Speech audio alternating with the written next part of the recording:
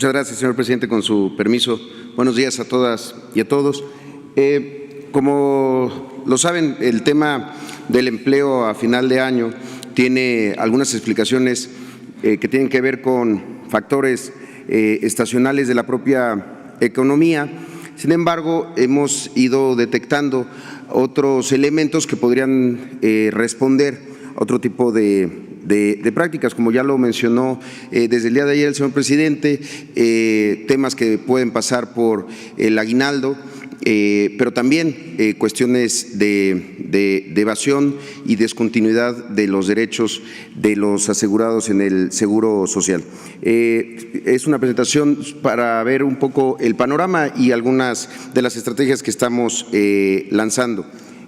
Todos los cierres de año, debido a estos factores, pues se registran caídas de empleos y que están muy vinculados al crecimiento observado entre enero y noviembre. Eso es lo que explica muchas veces la magnitud. En promedio, en los últimos años se pierden alrededor de 270,000 empleos en diciembre de cada año. Si pueden pasar a la siguiente. En los últimos 10 años, este promedio en la tasa de crecimiento de empleo entre enero y noviembre es de alrededor de 5.2% y la caída está alrededor de menos 1.5% respecto al nivel alcanzado en noviembre. Aquí la siguiente nos empieza a llamar mucho la atención. Justamente a partir de que se empezaron a llevar a implementar y a esparcir por muchos lados estas prácticas de subcontratación, el famoso outsourcing que busca evadir, ha habido una mayor participación en la pérdida de diciembre de los empleos permanentes. Es decir, si vemos solamente 2018, el 66% de los empleos que se perdieron en 2018, que fueron cerca de 378,000, fueron de trabajadores permanentes y 34% de trabajadores eventuales. Esto lo podemos ver de dos formas. Si lo vemos por tipo de empresa, si pueden pasar a la siguiente, hay más disminución de empleos en empresas asociadas al rubro educativo, escuelas y comercio, en particular tiendas departamentales. Algunos de ellos se puede explicar a partir del fin del ciclo escolar, toda vez que también en junio ocurre una disminución en este sector de la economía, pero también respecto al comercio y a las tiendas departamentales, con el incremento de la demanda previo a las fiestas decembrinas. Aquí la secretaria Graciela no me deja mentir que en noviembre, pues muchas veces las tiendas departamentales tienen una contratación importante de trabajadores eventuales justamente por el Buen Fin y el inicio de las compras navideñas. Esto incluso se puede sostener en la primera quincena de diciembre, pero después empieza a caer. Ahora, si lo viéramos por sector en esta parte de abajo, en los últimos 10 años, 4 sectores han sido los que explican entre el 80 y el 95% de la caída estacional observada en diciembre de cada año: la transformación, los servicios para empresas, la construcción y, como lo mencionaba, el comercio. El sector de la construcción es el que más disminuye. Sin embargo, y esto también es muy interesante, en los últimos años el sector de la transformación también ha ido adquiriendo una importancia significativa.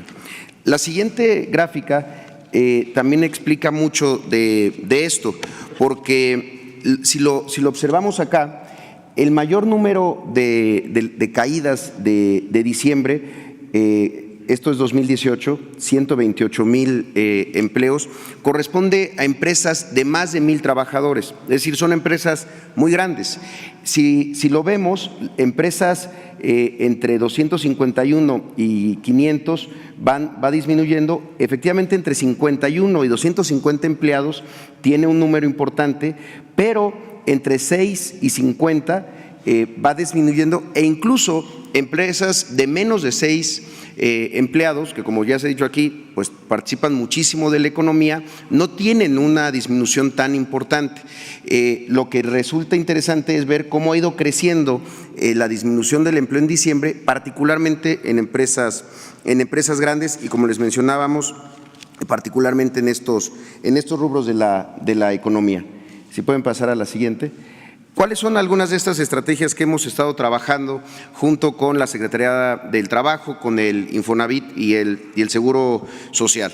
Una tiene que ver por sectores. El sector agrícola, por ejemplo, como se sabe, los jornaleros agrícolas tienen siempre una vulnerabilidad adicional, ya que no existe acceso efectivo a la seguridad social, dado que no tienen continuidad laboral debido a los propios ciclos agrícolas. Sin embargo, hay algunos sectores y algunas modalidades que han ido dando buenos resultados. El tema de los cañeros, por ejemplo, que tienen un pago anual anticipado, lo cual, aunque trabajen solamente en la época de la zafra, en el temporal, no se discontinúan, por decirlo de alguna manera, sus derechos, ya que están cubiertos durante todo el año y sobre todo alcanzan niveles de empleo arriba del salario mínimo, y en ese sentido no pierden sus derechos, no pierden la seguridad social.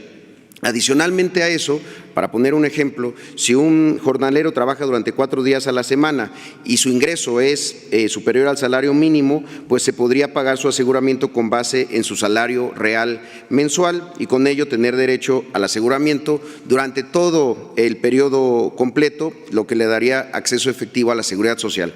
Un poco el mismo modelo como está operando en el programa piloto de las trabajadoras del hogar. No importa cuántos días, sino si lo vemos de manera anual, hay continuidad en el ejercicio de sus derechos y en la provisión de los mismos.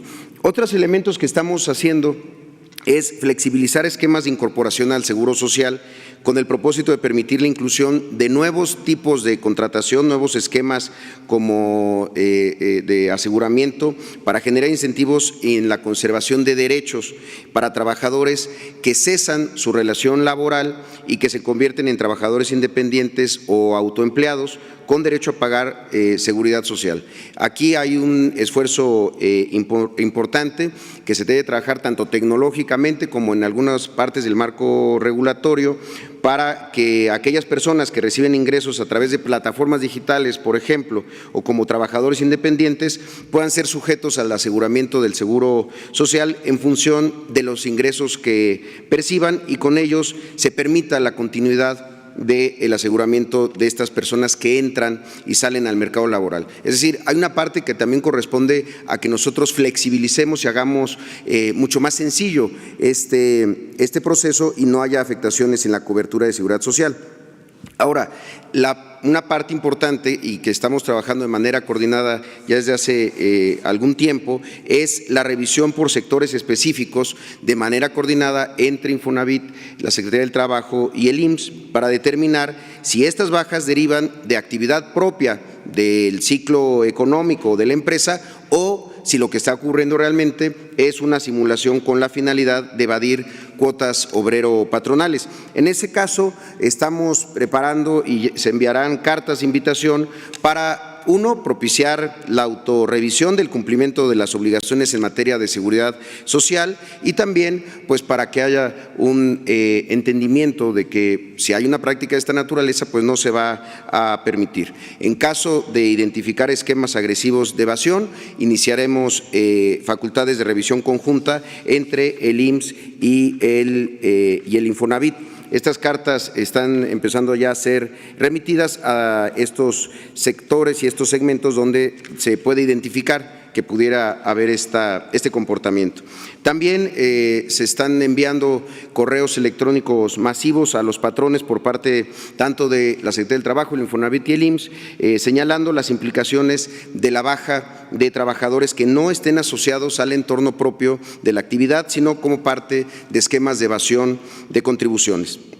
También creemos que es muy importante decírselo a los trabajadores, que difundamos por parte de las tres instituciones los temas de derechos laborales y la afectación ante la baja de continuidad laboral, y también señalando que hay canales de denuncia para este tipo de abusos. En el caso del Seguro Social, en denuncia.enlinea@ims.gov.mx. Aquí también yo quisiera señalar que una noticia, un hecho que acaba de ocurrir que nos parece que es muy justo, es el nuevo criterio de la Corte que señala que para rescindir la relación laboral con un trabajador con una antigüedad mayor a 20 años, el patrón está obligado a expresar la causa grave que lo motiva y justificar qué es lo que hace imposible la continuación de la relación laboral de trabajo, en el caso de más de 20 años en adelante de relación laboral. Y también una serie de estrategias y campañas para trabajadores y patrones para difundir a través de redes sociales, de diferentes canales de comunicación, orientación para los patrones cumplidos y que, como ya lo decía el señor presidente, pues puedan estar con alguna duda de qué es lo que está pasando en su propia empresa, y desde luego con los trabajadores respecto a el correcto aseguramiento de ellos. Aquí tenemos algunos ejemplos de lo que estamos empezando a hacer y que estamos trabajando de manera conjunta con todas las instituciones. Cedería el uso de la palabra a la secretaria alcalde del Trabajo. Gracias. Presidente, únicamente aclarar dos temas, como hemos venido identificando en los datos que tiene el Instituto Mexicano del Seguro Social por el tipo de funciones que se desempeñan en estas industrias, en estos sectores. Podemos identificar que hay la posibilidad de que estén ocurriendo este tipo de simulaciones. Recordemos que la Ley Federal del Trabajo, de manera natural, el empleo es continuo, solamente se justifica que sea eventual o por obra determinado cuando las funciones así lo determinen. Esto quiere decir que si tenemos un trabajo, una función que va a continuar en enero, no hay una justificación para que se dé de baja en diciembre y recontratarlos en enero. Estamos incluso identificando nóminas enteras que se dan de baja y decir que esto es violatorio absolutamente de los derechos laborales de las mujeres y hombres que viven de su trabajo y también de las leyes del Instituto Mexicano del Seguro Social, que se van a estar monitoreando, como aquí ya lo estableció el presidente. Se van a hacer inspecciones para que no ocurran este tipo de violaciones que no son nuevas, que llevan tiempo atrás, pero que durante mucho tiempo no hubieron consecuencias. Es decir, que estamos monitoreándolo y que también las trabajadoras y los trabajadores pueden acudir a la Procuraduría de Defensa del Trabajo. También decir que el día de hoy, 20 de diciembre, es el último día para el pago de aguinaldo. El aguinaldo es un derecho de los y las trabajadoras y es una responsabilidad de los empleadores y patrones. Tiene que pagarse por lo menos, y aquí aclaro, por lo menos, es decir, mínimo 15 días de salario si se trabajó todo el año. Si se trabajó no todo el año, solamente una parte, pues entonces lo proporcional. Esto incluye a las trabajadoras del hogar. En estos tiempos de cambio nos toca a todas y a todos hacernos responsables frente a nuestros trabajadores. Entonces, vamos a hacer, como aquí ya lo dijo Zoé Robledo, vamos a hacer un llamado a los sectores, a las empresas donde estamos identificando este tipo de movimientos irregulares. Les pedimos a las empresas, muchas de ellas, como aquí también ya lo dijo el presidente, quizá no tienen conocimiento conocimiento de que se dan estas bajas justamente porque funcionan a través de empresas subcontratistas. Decir que eso no quiere decir que no tengan responsabilidad frente a sus trabajadores. Entonces, ser muy cuidadosos en que si la función, si el trabajo continúa en enero, si no hay una justificación del trabajo temporal, entonces no puede darse de baja a los trabajadores para evadir no solamente cuotas, sino se hace para no pagar vacaciones, para no pagar aguinaldo. Entonces estaremos haciendo estos monitoreos y hacemos un llamado a las empresas a que cumplan con sus responsabilidades laborales.